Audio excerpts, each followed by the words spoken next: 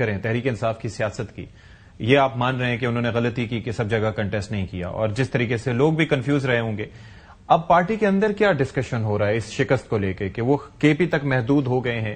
اب ان کے پاس آپشنز کیا ہیں؟ کیا محاذہ رائی کرنی ہے یا پھر اب بات چیت کے ذریعے آگے بڑھنا ہے؟ کیا کریں گے؟ پارٹی کے اندر ڈسکشن ہونے یا نہ ہونے سے کوئی فرق ہی نہیں پڑتا ہے. شکست کے اسباب پہ کوئی بات نہیں ہو رہی؟ دیکھیے یہ 10 دفعہ اسباب پہ ڈسکشن کر لیں، نہ ان کی کوئی مانتا ہے اور نہ ان کی کوئی چلتی ہے. پارٹی میں یہ بائیکاٹ کا فیصلہ اڈیالہ جیل سے آیا، اسٹینڈنگ کمیٹیوں سے مستعفی ہونے کا فیصلہ اڈیالہ سے آیا. یہ جو حذیفہ نے بات کی ہے نا کہ یہ لوگ خود ہی پیش نہیں ہوئے، درست بات ہے نا. کون سی آپ کو دہشت گردیوں میں جو ہیں سزائے موت ہوئی تھی کہ آپ جو ہیں ابھی تک روپوش ہیں اور سارے کے پی میں بیٹھے ہیں؟ نہیں، کب تک روپوش رہیں گے؟ دوسری بات یہ ہے، ایک قانون یہ کہتا ہے کہ جتنا آپ روپوش رہتے ہیں آپ اپنی جو ایکویٹی ہے اس کو اتنا کمزور کرتے ہیں. آپ کم از کم اپنی سیٹیں بچا لیتے، آپ پیش ہو جاتے. یہ ساری چیزیں جس طرح لطیف چترالی والا الیکشن رک گیا ہے، آپ کبھی رک جاتا. ہمیں اس پروسیس سے نہ گزرنا پڑتا. پاکستان تحریک انصاف کا چونکہ میں بڑے نزدیکی اور ہر سرکل میں کئی سا رہا ہوں، تمام ٹیئرز میں رہا ہوں، پاکستان تحریک انصاف میں کوئی فیصلہ نہ پارٹی کرتی ہے، نہ پارٹی کی قیادت کرتی ہے، نہ پارلیمنٹیرین کرتے ہیں، نہ کمیٹیاں کرتی ہے. فیصلہ وہ ہوتا ہے جو کوئی اپنے لب ہلا کے خان کے کانوں میں ڈال دے. اچھا، وہ جناب فیصلہ بن کے باہر آ جاتا ہے.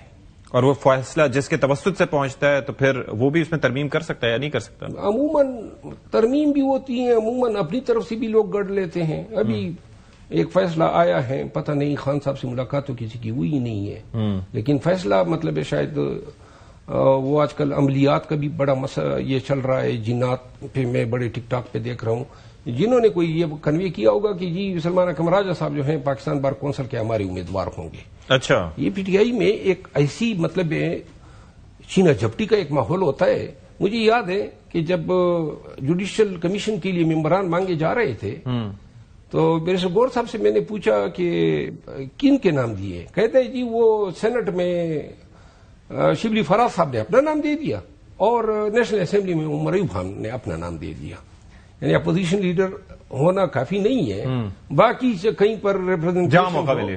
پاکستان تحریک انصاف میں کوئی مسئلہ نہ مشاورت سے ہوتا ہے، نہ میرٹ پہ ہوتا ہے، نہ کنسلٹیشن سے ہوتا ہے.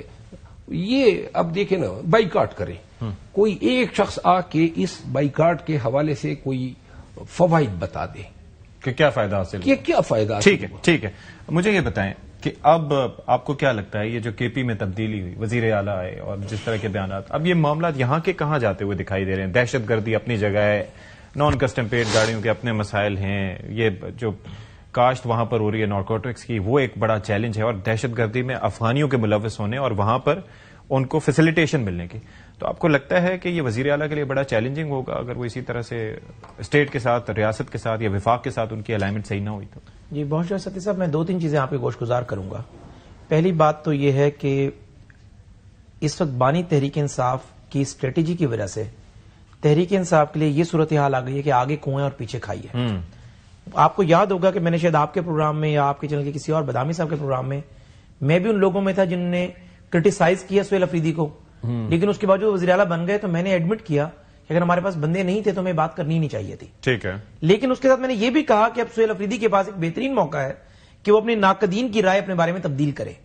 لیکن اس شخص نے آج 1 مہینہ ہونے والا ہے اپنے ناقدین کی رائے پہ مہر ثبت کی ہے کہ میرے بارے میں جو رائے آپ لوگ رکھتے ہیں میں اس سے بھی زیادہ یعنی ریجڈ ہوں یا ہارش ہوں یا مزاحمتی سیاست کرنے کے لیے یا اگریشن کے لیے مجھے لایا گیا ہے. لیکن گورنر صاحب تو نرم گوشہ رکھتے ہیں ان کے بارے میں. دیکھیں گورنر صاحب جو بھی گوشہ رکھیں ہیں ان کی اپنی رائے ہوگی، لیکن میں یہ سمجھتا ہوں کہ سہیل افریدی صاحب نے جس طریقے سے وزیر اعظم کی کال کو مس انٹرپریٹ کیا اور غلط بیانی کیا گیا، وہ انہوں نے کہا کہ ہماری ان سے بات ہوئی تھی، ان سے پوچھا گیا تھا، انہوں نے کہا کہ یہ جو انہوں نے میمز وغیرہ بنائی ہیں یہ غلط ہے. اچھا چلے ان کا بڑا پن ہے، لیکن میں اس کی وضاحت بار بار کرتا رہا.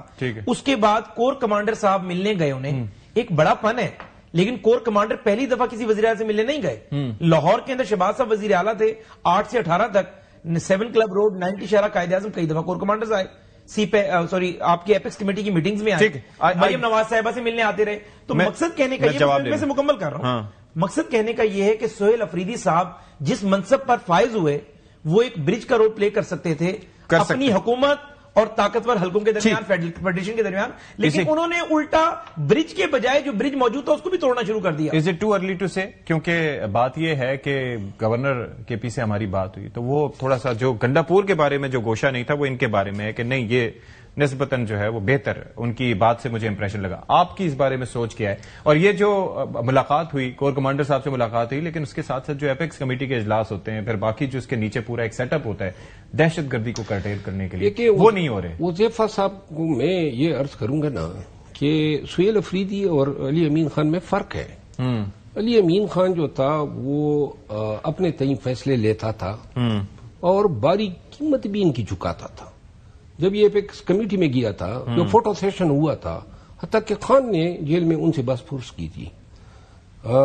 ہر دوسرے دن جو ہے پی ٹی آئی کا سوشل میڈیا جو ہے محسن نقوی صاحب سے گلے ملنے پہ علی امین خان کی گالم گلوچ کر رہا ہوتا تھا.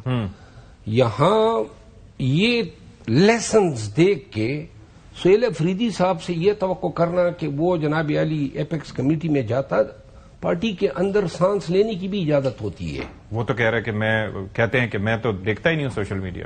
نہیں, وہ یہ تو سب دیکھتے ہیں. میں آپ کو ایک عرض کروں, سہیل افریدی صاحب اتنے برے بھی نہیں ہیں جتنا ان کے بارے میں یہ ویڈیوز چلائی جا رہی ہیں. ابتدا سے جو ہے آغاز کچھ اچھا نہیں ہوا.